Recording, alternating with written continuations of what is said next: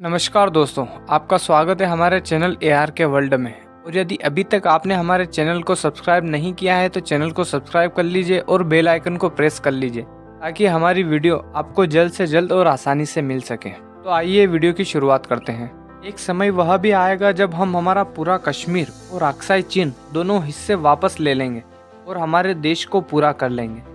ऐसा मैं इसलिए बोल रहा हूँ क्योंकि अभी जम्मू कश्मीर को लेकर कई सारी बातें बोली गई है। कई नेताओं द्वारा और कई भी बड़े आदमियों द्वारा स्टेटमेंट दी गई है जिनमें जम्मू कश्मीर का जिक्र किया गया है। और हाल ही में हमारे देश के रक्षा मंत्री राजनाथ सिंह द्वारा भी इसके बारे में एक बयान दिया गया है। राजनाथ सिंह द्वारा बयान दिया गया है कि POK और अक्साई चीन दोनों भारत का एक अभिन्न अंग है और भारत का लक्ष्य है कि भारत उन दोनों हिस्सों को भारत में वापस मिला लेगा। साथ ही राजनाथ सिंह द्वारा कहा गया है कि भारत इस पर नजर बनाए रखा है कि इस तरह पाकिस्तान जम्मू कश्मीर के लोगों के मानव अधिकार का हनन कर रहा है।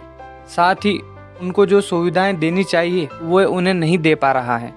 लेकिन भारत इस क्षेत्र में अपना कदम आगे बढ़ा चुका है। भारत जम्मू कश्मीर के संबंध में एक मिशन की शुरुआत कर चुका है जिसकी शुरुआत 5 अगस्त 2019 को हुई थी जब भारत सरकार द्वारा आर्टिकल 370 को हटाया गया था। और इस मिशन का अंत तब होगा जब भारत जम्मू कश्मीर और अक्साई चीन को अपने में वापस मिला लेगा। और यह सारी बातें राजनाथ सिंह द्वारा शौर्य दिवस के मौके पर की गई थी।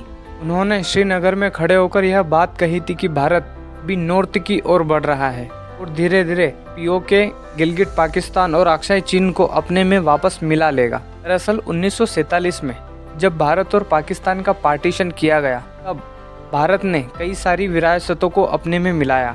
और जब जम्मू कश्मीर की विरासत को मिलाने का मौका आया तब वहां के रूलर हरि सिंह द्वारा कहा गया कि वे ना ही पाकिस्तान के साथ जाना चाहते हैं और ना ही भारत के साथ जाना चाहते हैं। वे एक स्वतंत्र जम्मू कश्मीर बनाना चाहते हैं। लेकिन बंटवारे के बाद पाकिस्तान ने जम्मू कश्मीर पर हमला किया, उसे ऑक्यूपाइड करने की कोशिश की। तब राजा हरि सिंह द्वारा भारत से मदद मांगी गई कि हमारी मदद कीजिए। तब भारत ने ऑफिशियल तौर पर पूरे जम्मू कश्मीर को पर भारत का हिस्सा बनाया था। तब भारतीय सेना को परमिशन मिली कि वे कश्मीर में जाकर पाकिस्तानी सेना को करारा जवाब दे पाए। इसकी शुरुआत भारतीय सेना द्वारा बडगांव एयरपोर्ट श्रीनगर से की गई थी, जहां से भारतीय सेना ने पाकिस्तानी सेना को एक करारा जवाब दिया और काफी हद तक उसे पीछे धकेल दिया। और यह वही जगह है जहां पर राजनाथ सिंह ने खड़े होकर बयान दिया है कि भारत POK और गिलगिट पाकिस्तान को वापस से अपने में मिला लेगा। आखिर भारत POK, गिलगिट पाकिस्तान और अक्साई चीन को वापस अपने में क्यों मिलाना चाहता है? ऐसा इसलिए क्योंकि POK, गिलगिट पाकिस्तान और अक्साई चीन भारत का एक अभिन्न अंग होने के साथ साथ सुरक्षा और व्यापार की दृष्टि से भी बहुत महत्वपूर्ण है भारत के लिए। यदि हम सुरक्षा की बात करें, यदि पूरा जम्मू कश्मीर, गिलगिट पाकिस्तान और अक्साई चीन भारत के पास आ जाता है तो कश्मीर में भारत आतंकवाद को काफी हद तक कंट्रोल कर सकता है, क्योंकि कई सारे आतंकवादी जम्मू कश्मीर में छिप कर रहते हैं और पाकिस्तानी सेना उनको मदद करती है कि वे भारत पर किसी तरह एक अटैक कर पाए। लेकिन यदि POK भारत के पास आ जाता है तो भारत पूरे जम्मू कश्मीर से आतंकवाद को पूर्ण तरीके से समाप्त कर सकता है, क्योंकि कई सारे आतंकवादी ग्रुप POK में ही छुप कर रहते हैं और धीरे धीरे भारत पर आक्रमण करने की योजना बनाते रहते हैं।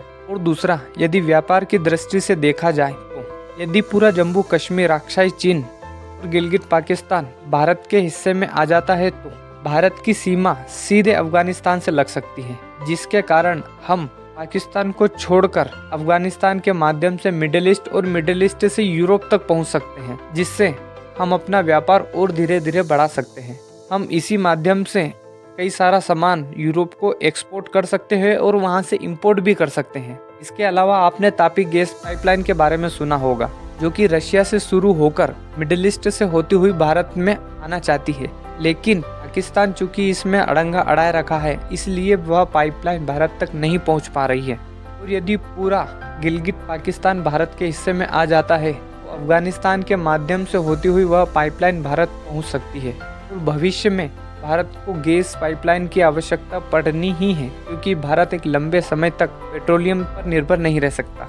भारत को इसका एक सब्स्टिट्यूशन ढूंढना ही पड़ेगा। जिस तरीके से पेट्रोल के दाम धीरे धीरे हाई होते जा रहे हैं, भारत इसको अफोर्ड नहीं कर पाएगा और यह भारत की तरक्की में एक बहुत बड़ा कारण बनकर रह जाएगा। इसलिए भारत को इसका एक सब्स्टिट्यूशन ढूंढना ही पड़ेगा। लेकिन पीओके को भारत में मिलाने का एक रास्ता तो है युद्ध। भारत चाहे तो युद्ध के माध्यम से पीओके को वापस ले सकता है, लेकिन इसमें भारत पाकिस्तान के साथ साथ भारत का भी नुकसान है और यदि युद्ध स्टार्ट होता है तो भारत की इकोनॉमी पर इसका एक बुरा असर पड़ेगा। भारत की अर्थव्यवस्था धीरे धीरे घटती ही जाएगी, क्योंकि जब युद्ध स्टार्ट होता है तो पैसा पानी की तरह बहाना पड़ता है और युद्ध के माध्यम से हम जमीन तो एक्वायर कर सकते हैं, लेकिन लोगों के मन में अपने प्रति भावनाएं नहीं बना सकते। इसलिए युद्ध एक इसका सरल उपाय नहीं है। और यदि इसका एक दूसरा तरीका देखा जाए तो भारत बिना युद्ध किए भी पीओके को ले सकता है, डिप्लोमेसी के तरीके से और इन्वेस्टमेंट के तरीके से, तरक्की के तरीके से। आप सभी ने बर्लिन वॉल के बारे में सुना होगा कि किस तरह बर्लिन वॉल जर्मनी को 2 हिस्सों में बांटती थी। इस वॉल को बर्लिन वॉल इसलिए कहा जाता है क्योंकि किसी देश की पहचान उसकी राजधानी से की जाती है और ये वॉल बर्लिन में खींची गई थी, जो कि जर्मनी की राजधानी है, इसलिए इसे बर्लिन वॉल कहा जाता है। दरअसल वर्ल्ड वॉर के दौरान जब नाजी जर्मनी की हार हुई तब जर्मनी के 2 हिस्से किए गए। एक हिस्सा अमेरिका, फ्रांस, ब्रिटेन द्वारा लिया गया और दूसरा हिस्सा सोवियत संघ को मिला। और इस जर्मनी के बंटवारे के कारण दोनों हिस्सों में एक दीवार खड़ी कर दी गई, जो कि जर्मनी को 2 हिस्सों में बांटती थी। जैसे समय बीतता गया धीरे धीरे पश्चिम साइड, जो कि अमेरिका, फ्रांस और ब्रिटेन ने ऑक्यूपाई कर रखा था, या फिर ब्रिटेन और अमेरिका या फ्रांस के हिस्से में जो हिस्सा था वो धीरे धीरे डेवलप करता गया और सोवियत संघ की साइड जो हिस्सा था वो डेवलप नहीं कर पाया, जिस कारण लोगों ने तंग आकर आपस में मिलकर उस वॉर को गिरा दिया गया कि एक हिस्से में अच्छी लाइफ, एजुकेशन और दूसरा हिस्सा डेवलप नहीं कर पा रहा था, जिस वजह से लोगों को मन में यह आया कि यदि हम ये बर्लिन वॉल गिरा देते हैं तो हम एक अपना पूरा देश बना सकते हैं और हम भी इनके साथ डेवलप कर सकते हैं। और जिस वजह से 9 नवंबर 1989 को ये बर्लिन वॉल गिरा दी गई और एक जर्मनी का निर्माण किया गया। इसके पहले ईस्ट जर्मनी और वेस्ट जर्मनी हुआ करता था।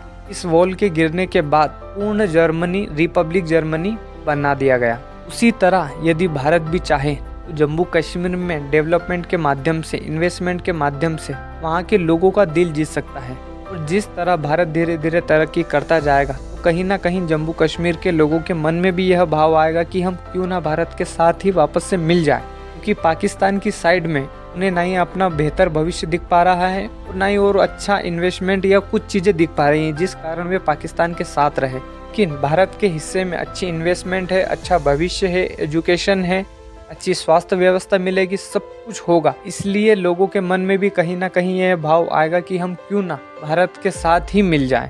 भारत इस क्षेत्र में काफी हद तक काम कर भी चुका है। भारत एक जम्मू कश्मीर में 5 लाख स्क्वायर फीट का मॉल बना रहा है, जो कि दुबई की एक कंपनी इमार ग्रुप द्वारा बनाया जा रहा है। इसके अलावा भारत कृषि के क्षेत्र में भी जम्मू कश्मीर में काफी तरक्की कर रहा है। इसमें भारत की मदद इजराइल द्वारा की जा रही है। इजराइल की टेक्नोलॉजी से हम जम्मू कश्मीर में खेती को और तरक्की पर ले जा रहे हैं। आने वाले भविष्य में आप देखेंगे कि जम्मू कश्मीर में और भी कई सारी डेवलपमेंट्स होगी और जम्मू कश्मीर काफी हद तक तरक्की की ओर जाएगा, जिसे देखकर वहाँ के लोग भी भारत के साथ आना चाहेंगे और हम वापस से पीओके, गिलगित पाकिस्तान और अक्साई चीन को भारत में मिला लेंगे और हमारे एक अखंड भारत का निर्माण करेंगे। आई होप कि भारत इस क्षेत्र में आगे और काम करे और जम्मू कश्मीर